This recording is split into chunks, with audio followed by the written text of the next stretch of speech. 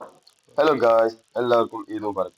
അപ്പൊ ഇന്ന് രാവിലെ തന്നെ നമ്മൾ നീച്ചിട്ടുണ്ട്. വണ്ടിയൊക്കെ ഒന്ന് കഴുകി, പെരുന്നാളൊക്കെ അല്ല, വണ്ടിയൊക്കെ ഒന്ന് കഴുകി സെറ്റാക്കി. ജസ്റ്റ് അവിടെ നിന്ന് കിച്ചണിൽ കയറിയിട്ട് കിച്ചണിൽ കുറച്ച് പരിപാടി ഉണ്ട്. പായസത്തിന് നമ്മൾ വേറെ പരിപാടി ഉണ്ട്. ഇപ്പോൾ ട്രെൻഡിങ് ആയി കളിക്കുന്ന കസ്റ്റേർഡ് ഇല്ല.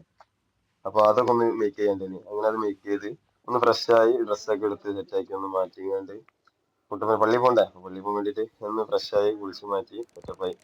അതല്ലേ അങ്ങനെ അവിടുന്ന് ഇറങ്ങി നേരെ പള്ളി കിട്ടി. ഞങ്ങൾ പെരക്കാരെ ആദ്യമല്ല എല്ലാവരും കൂടിയിട്ടാ ഞങ്ങൾ പള്ളി കിട്ടി.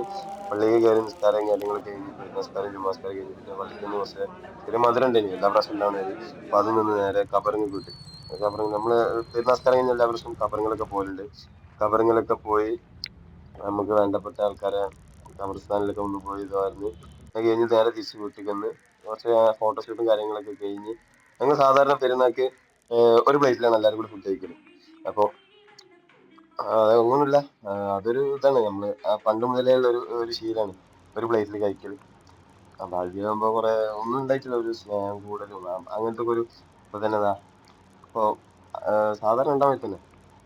പക്ഷെ ഞാൻ ഈ പറയണ്ടല്ലോ, നിങ്ങൾ കണ്ടാൽ തന്നെ എനിക്ക് മനസ്സിലാക്കാം എങ്ങനെയാണ് പാപ്പാന്റെ വക വാരിത്തരും ഉമ്മാന്റെ വക വാരിത്തരും. അത് ഒരു രസമാണ്. ഇതൊക്കെ നമ്മൾ അനുഭവിച്ചറിയണം. ഏഹ് ഞാൻ എല്ലാവരും ഞാൻ പ്രൊമോട്ട് ചെയ്യുന്നില്ല. അത് ഒരു നമ്മളെ ഫാമിലി ആയിട്ടുള്ള ഒരു സ്നേഹം ഒന്നും കൂടി കൂടും. ഉം. നമ്മളിങ്ങനെ ഒരു പ്ലേറ്റിന് തിന്നുമ്പോ അങ്ങനെ നമ്മൾ ഇതിലൊക്കെ കേട്ടിട്ടുണ്ടാവില്ല. അതേമാതിരി അങ്ങനെ ഫുഡൊക്കെ കഴിച്ച് പിന്നെ നമ്മളെ കസ്റ്റേർഡ് എന്താണ് കസ്റ്റേർഡ് ഫ്രൂട്ട്സ് തിന്നുകൊണ്ട് അത് തിണ്ടുമ്പോൾ ഇങ്ങനെ എങ്ങനെ ഇരുന്നു. അത് കഴിഞ്ഞ് പിന്നെ അങ്ങനെ ആലോചിച്ച് എന്റെ ഫ്രണ്ട്സിന് കൂടെ വർക്ക് ചെയ്യുന്ന ഫ്രണ്ട്സിന് ഫുഡ് കൊണ്ട് കൊടുക്കണ്ടേ, എനിക്ക് വിളിച്ചാണ്. അപ്പൊ അവർക്ക് ഫുഡ് കൊണ്ട് കൊടുക്കാൻ പോയി. അത് നേരെ കഴിഞ്ഞ് നേരെ അങ്ങ് തറവാട്ടിലേക്ക് പോയി. വല്യമാന്റെ അടുത്തേക്ക് എല്ലാവരും കൂടി പോകലാണ്. നമസ്കാരം കഴിഞ്ഞാൽ പോലുണ്ട്. ഇങ്ങനെ തറവാട്ടിൽ പോയി വല്യമാനെ കണ്ട് സലാം പറഞ്ഞ് പിന്നെ കുറച്ച് പെരുന്നാൾ പൈസ ഒക്കെ വല്യമാന്റെ അടുത്ത് നിന്ന് മേടിക്കലും തിരിച്ച് കൊടുക്കല് കണക്കാണ്. എന്നാലും മേടിക്കലും കാര്യങ്ങളൊക്കെ കഴിഞ്ഞ് പിന്നെ നമ്മൾ അവിടുന്ന് കുറച്ച് ഫോട്ടോസും കാര്യങ്ങളൊക്കെ എടുത്ത് ഈ പെരുന്നാൾക്കാലം കഴിഞ്ഞ് എല്ലാവരും നമ്മളെ തറവാട്ടിൽ എത്തിട്ടാ. അത് കഴിഞ്ഞിട്ട് പിന്നെ ഇങ്ങോട്ട് തിരിച്ചിട്ടുള്ളൂ.